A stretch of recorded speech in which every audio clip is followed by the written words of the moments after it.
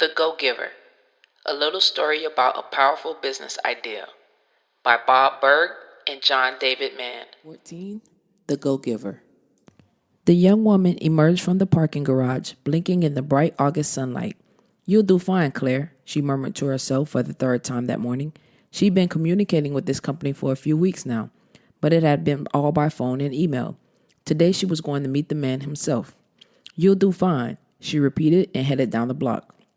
Claire had done quite a bit of research on this young company in the past few weeks, hoping to gain some insight into exactly what might have been cultivated into such an amazing overnight success.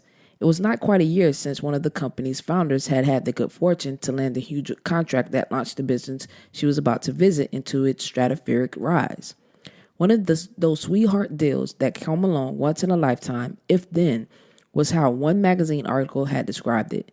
Yet in the 10 months since, he and his two partners had come into some one good stroke of luck after another. As young as he was, there was already a reputation circulating about his having a golden touch. Claire arrived at the address she'd been given, a converted factory building in the city's old garment district, surrounded by boutique grocery markets and loft apartments. She peered through the door, and sure enough, there was the name, hand-carved into a large wooden sign in the quaint tile foyer. Rachel's Famous Coffee, 5th floor. She leaned back and glanced up, counting the floors. The 5th floor. That would be the top floor. The sun's glare made her a little dizzy. "Doesn't look like their success has gone to their heads," she mused as she stepped through the tiny foyer and into the ancient elevator.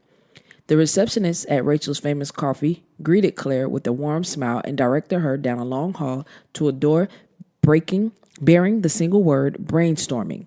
She knocked twice softly, then twice again, with more assurance.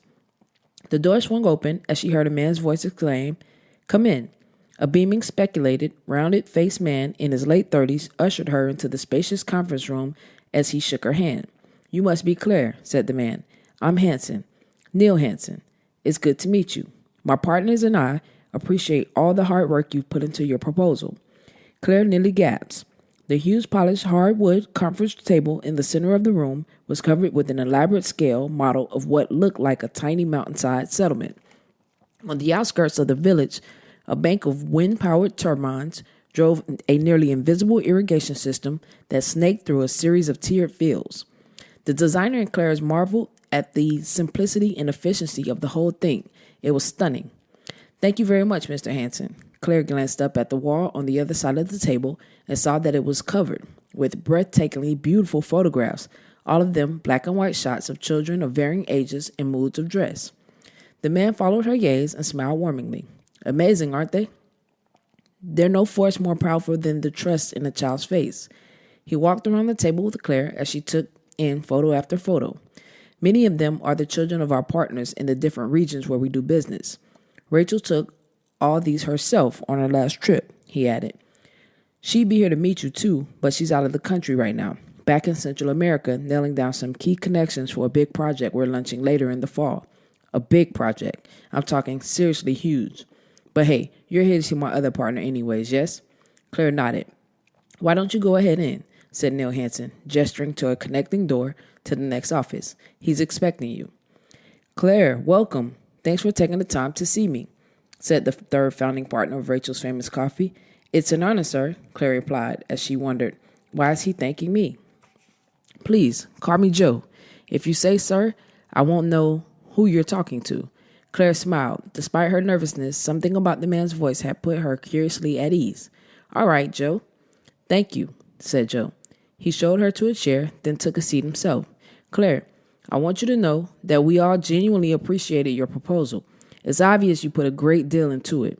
He paused briefly. "I need to let you know," he continued, "that we decided to give the fall marketing campaign to your competition." There it was, the moment that Claire had been preparing for all morning, yet it still hit her like a thunder lump clap. I appreciate your telling me in person. You're not surprised." "How could I be, sir? I mean, Joe, they're a big firm and I'm a solo freelancer. The fact is, they have a lot more to offer you than I do." "Actually," Joe replied, "with all due respect, we don't think so. More experience? Yes, and they're excellent at what they do. But frankly, Claire, you're very talented, and that's more, you've got heart. Heart? Claire was confused. I just told you that we're giving this contract to your competition. Your response was to thank me and give them a compliment. You've got heart. In fact, Joe continued, that's why I asked you to meet with us today. The campaign we're giving your competition is an important one, but we've got another project that, in the big scheme of things, is even more so. My partners and I have started a foundation that is about to launch a major international initiative. The purpose of the Rachel's Famous Coffee Foundation is to work with indigenous communities throughout Central America, Africa, Southeast Asia, all the coffee-producing countries in the world, helping to create community-based, self-sufficient business cooperatives. He paused a moment to let Claire absorb what he was saying. This project is going to make a genuine, lasting difference for communities all around the world. It's going to take a significant amount of money to fund it properly. We need someone to design and coordinate the global effort to raise that money. I know this is a little different from what you've been doing up until now, but we like that someone to be you, if you're interested. Claire was too thunderstruck to say a word. Joe nodded as if Claire had spoken and continued. Of course, you need to think about this. What I really like is to have my wife, Susan, tell you more about it. She's the smartest civil engineer I know, and we've been lucky enough to persuade her to leave her position with the city and join us. And he glanced at his watch. She'll be meeting me in a few minutes downstairs to go for lunch. Do you have time to join us? Claire paused, looking for the right words. Sir, Joe. Joe said nothing, but gave a gentle nod as if to say, go on. How do you do all of this? Joe looked slightly puzzled. Do all what? How do you create these amazing situations? It's not even a year since you and your partner started this whole thing. Most people would still be struggling just to get a new business off the ground, and you're already launching massive projects and having a worldwide impact. I guess what I'm saying is I'm very flattered by your offer, and I'm certainly interested in learning more about your project. Very interested. But what I'm most interested in is learning how you do what you do. It's got to be more than just being lucky or in the right place at the right time. Whatever it is you three have tapped into, I sure love to know what it is and how it works. For a moment, Joe seemed lost in thought. Claire was starting to wonder if she had been too bold and perhaps offended him when he took a deep breath and spoke. A question like that deserves a clear, complete answer, and I promise to give you exactly that over lunch if you're free to join us. Have you ever been to Efrates? It's our favorite. Claire heard herself say, thank you, and no, I haven't. Joe smiled as he got to his feet. There's someone there I'd like you to meet. The 5 Laws of Stratospheric Success. The Law of Value. Your true worth is determined by how much you give in value then take in payment. The Law of Compensation. Your income is determined by how many people you serve and how well you serve them. The Law of Influence. Your influence is determined by how abundantly you place other people's interests first. The Law of Authenticity. The most valuable gift you have to offer is yourself. The Law of Receptivity.